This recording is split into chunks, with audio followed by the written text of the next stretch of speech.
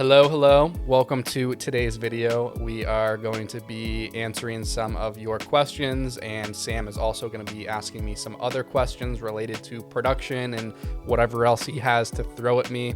For those of you that haven't met Sam, he is one of our video editors and shooters, also known as content producers here at Reverb Films, our production company.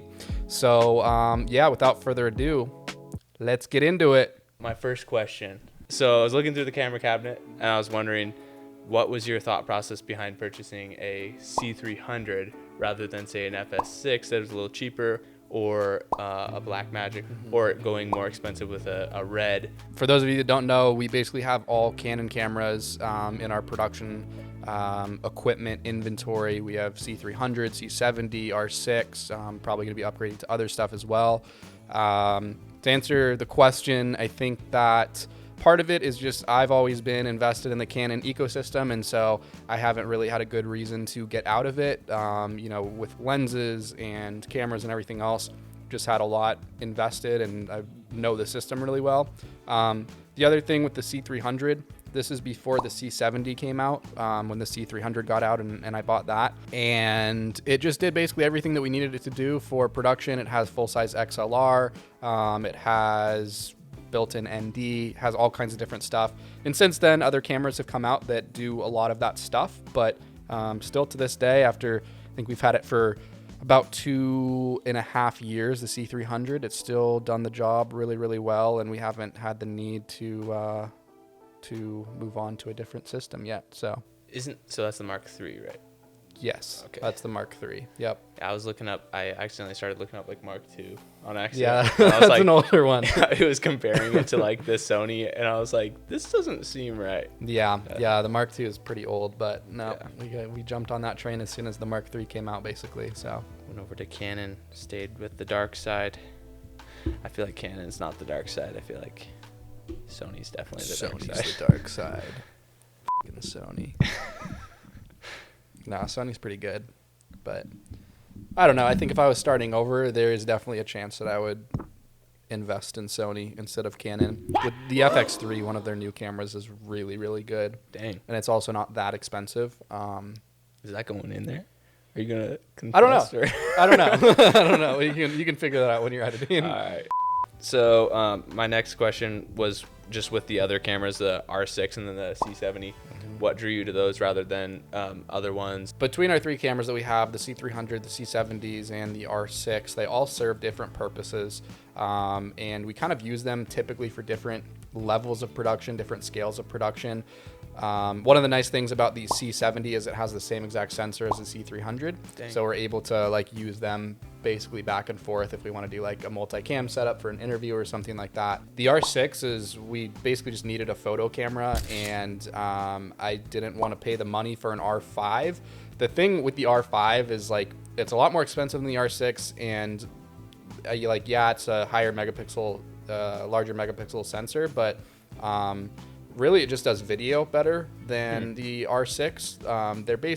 They're very similar when it comes to photo, and I didn't want to get the R6 for video. I basically wanted to get it for photo, and then we also use it for video, obviously for BTS and all that stuff. It does the job. But yeah, I think the R6 overall just is a really solid camera for the price. I've had all kinds of different photo cameras before, the 5D, the 1DX, some other ones like that. And I would say the R6 is fairly comparable to those cameras that at the time were a lot more expensive than the R6 was.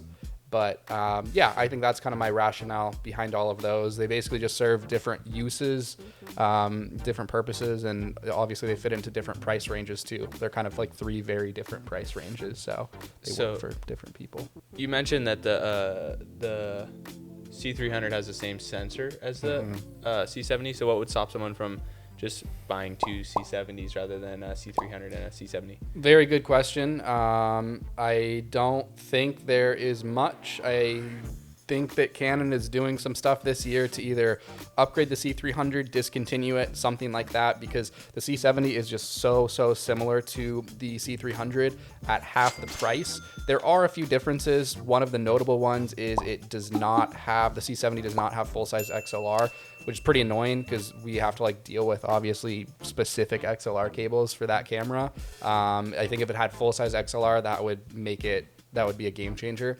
But yeah, overall, I mean, build quality is a little bit nicer on the C300, a couple other things. But at this point in time, I don't think that it justifies double the price. So like I said, I got the C300 before the C70 came out. I think that if I was choosing like when the C70 was already out, there's definitely a chance that I would have just gotten 2 C70s and, you know, save half the money basically from getting a C300. That's not to say C300 is still a great camera, and it's definitely like a beast for bigger productions. But I think for a lot of people, they don't really need that.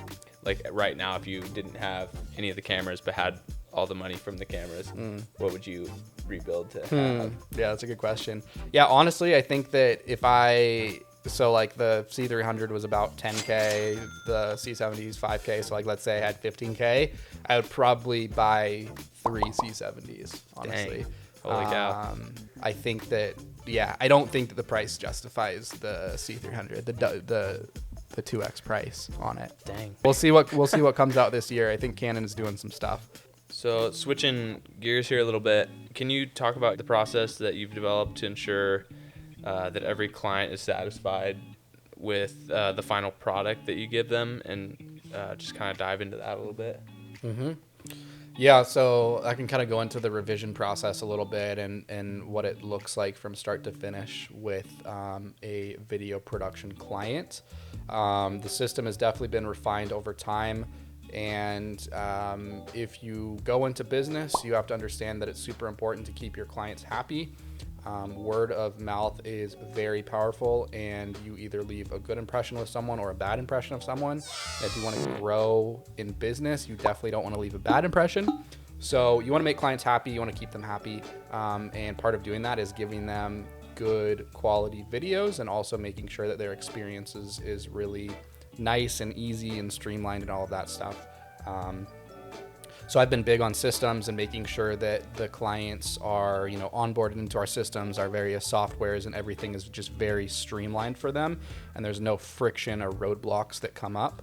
The other part of it is we have a really good revision tool that we use through Vimeo Pro, and that's a great way for a client to leave real-time feedback, time-stamped feedback, and really just say exactly what they need to, just directly within the video.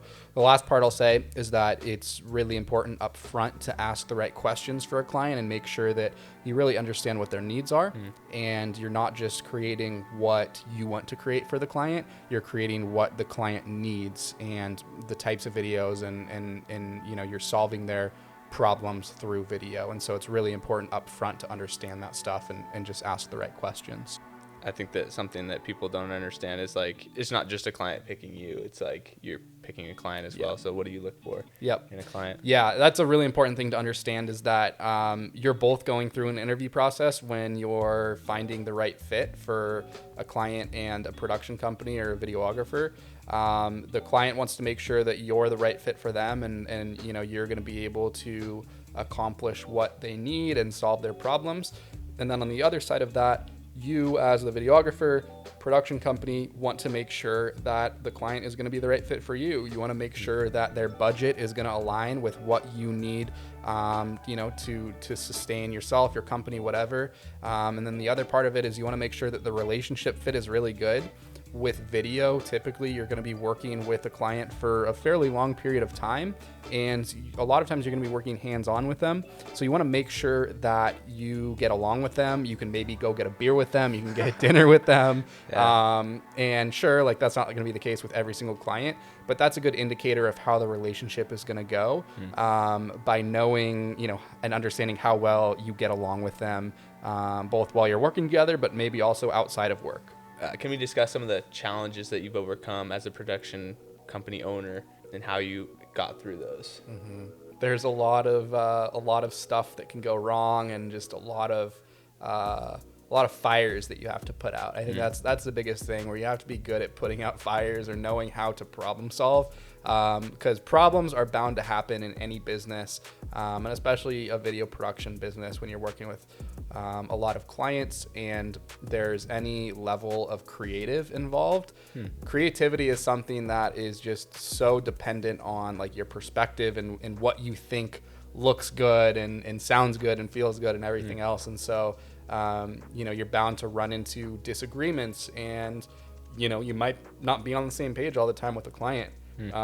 So there's a lot of that. That comes up, and a lot of it just comes down to figuring out how you can communicate better with your clients, with your team, everything else. So yeah, that's a big thing, is just kind of getting through those little fires and being able to put out fires and problem solve, and building a strong team, finding the right people for your team. That's another tough thing. And obviously, growing sustainably, finding the right clients, growing your business, but not being like super overwhelmed by the growth or the work that you're taking on and everything else. So there's a lot of balance to everything, I would say. It's just about finding balance and being able to problem solve. So now we're moving on to a different segment here. It's the YouTube comments segment. So there's a question from somebody asking about the grip van. So if you want to just direct them toward how they can figure out about that. Yeah, a lot of people have been asking about the grip van over the last few months, last year. By the time this video is up, we will have put out the grip van update video. So I will link that over here. You can check that out. Long story short, and give you a little summary here. I sold the grip van shortly after I bought it.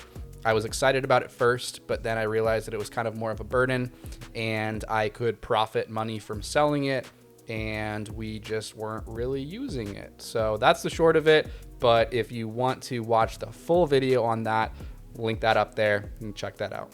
It's worth the watch, especially if you're thinking about buying a grip van. It's Totally. it's worth it. Yeah. Buy one with a couple more seats. Yeah. Another question.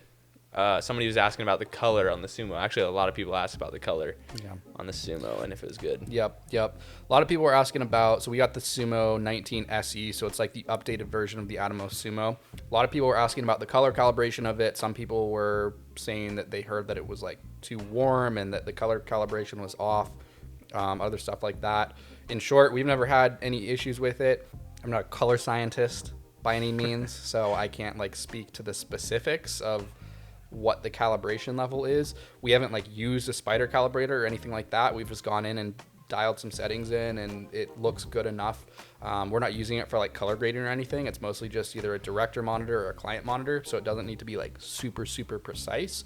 But overall, very impressed with it. We use it for any large production that we do, and sometimes we'll use it for like smaller productions too. We'll link that video over here as well. That has a whole bunch of accessories linked as well. So that's something, if you do get a Sumo, I would highly recommend, is investing in some of the accessories, the battery plate, the monitor mount, some other stuff like that. I plug a PS4 into it and just game. Yeah. That'd be after work all the time. It's an expensive 19-inch TV. Yeah. Someone was asking about the 600D and the 300Ds, like how often you use them. We use almost exclusively aperture lights at this point. We're all big fans of aperture. Got two of them going right now. Yep, two of them going right now, both 300Ds. We have several 300Ds, 120Ds, Amarans, all kinds of stuff like that. And then we also have 600D. We're not using the 600D that much. We typically save that for larger productions. Anything that's outside and we need to like use light, 600D is definitely required. 300D is not going to do much outside. And so if you're thinking about shooting outside, probably want to invest in 600D. I would say for like 80% of the shooting, we're using 300Ds. I think that's like the standard. It gives enough power. Anything inside for the most part, unless it's like against really hard window light, 300D is going to do the job. But still love the 600D. We do use it and would not sell it or give it away. Almost all the time we're using 300Ds, and then every now and then we're using a 600D. We haven't come to the point yet that we need 1200D, but I'm sure that day will come. And then I'm sure the day will come where we need the freaking 3000D or something like that. I don't know. Daniel Anthony said, everyone always says give value, but what the hell does that even mean? When I'm sure most videographers are just emailing, pitching the same thing and offering their service. If someone can elaborate on the term give value, I would very much appreciate it, because basic videographers do the same thing. If there was more detailed structure on how exactly what to say to suck in the client, that would be great. All right, so that's actually a really good question. That's, I think, in reference to the email video that I put out last year. And if you want to see that video, link right here. That's a good one. We'll probably do more of those. Let us know in the comments below if you want to see more of that video around how to get clients, how to get sales, all that stuff. Anyway, I say that quite a bit. I say give value where you can. Always provide value to a client first before asking for something. But yeah, I agree. It's a pretty broad term. It's a pretty broad proposition. So I think it means something different to every person. The bottom line is, like you say in the question, every videographer is basically doing the same thing. And so your job to separate yourself from others is to figure out how you can do things differently from a client's perspective. So what I've experienced since owning a business is more and more inbound emails, people selling me things, people offering me different services, so on and so forth. didn't you get one for video? Yeah, I even got one for video production recently. So I don't know if they didn't do their research or if it was automated or what. But anyway, what I've come to understand is that from my perspective, I'm only going to notice something or respond to something if I feel that there's true value in it for me. If I just sense somebody is selling something and the only benefit is for them, or they're just trying to make money, going to delete the email, flag it as spam, whatever. And so your job is to figure out how you can provide value first without asking for anything in return. So what I mean by that is, don't in your email say, hey, you should hire me, and that's it. You want to figure out how you can provide true value to a client, whether that's offering a free consultation, literally sending tips in your first email, sending some kind of audit of their website, their social media, recommendations. You need to provide value first to get your foot in the door, especially with a new client or a new prospect, before the client or prospect will even have any interest or thought about, that makes sense for me, or I should do this. So that's kind of typically what I mean by give value. It has different meanings for different things, but overall, figure out how to separate yourself from others and how to offer unique services, offer unique propositions, and just make clients and prospects and people that you're reaching out to feel valued and feel like they are gaining something from communicating with you. Keep them coming, Daniel. Good question. Hey, mate. Okay, does this mean I have to do this in an Australian accent? Yes. Hi, mate. Every time I add the video to the email, it gets added to the attachments at the bottom, meaning that when I send the email, the recipient has to download the file to see it. I want to take up the screen like yours does so that I can just click on the playhead and it plays instantly. Any idea how I can do this? Cheers, mate. That was a pretty bad Australian accent. I didn't even try. Yeah, that's a question that a lot of people were actually asking regarding the video email, YouTube video again. What I did in the video is I would drag the video and it would basically be playable directly in the email. Sounds like what other people are running into is it turns into an attachment. So it's something that either has to be downloaded once someone receives the email, or it has to be physically opened once someone receives the email. So yeah, so for me, I use Apple Mail for everything. So it's just Apple's baked in email software. So I connect all of my different emails to that. And that, I think, is probably one step of the solution there.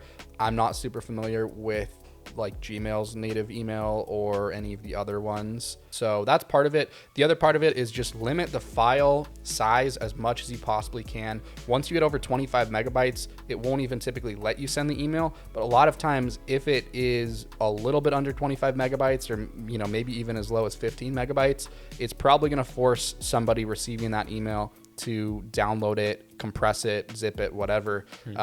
So I would suggest to just compress the hell out of the video, make the file as small as possible, where the quality is still, okay and viewable. But yeah, just compress it. And if it's not working in your current email software, then try using a different one. So use Apple Mail or a different software like that. Apple Mail works for me, so that's what I would suggest if you have a Mac. Sorry, Windows users. Try the compression if you have a Windows. So that is all of your questions. Thank you guys for watching this video. If you want to see more like this, let me know in the comments down below. Ask more questions and we'll do a part 2 to this. I'm super happy to answer more questions in any field related to video production, business, getting clients, anything like that. So yeah, thanks for watching, and we will see you next time. Peace.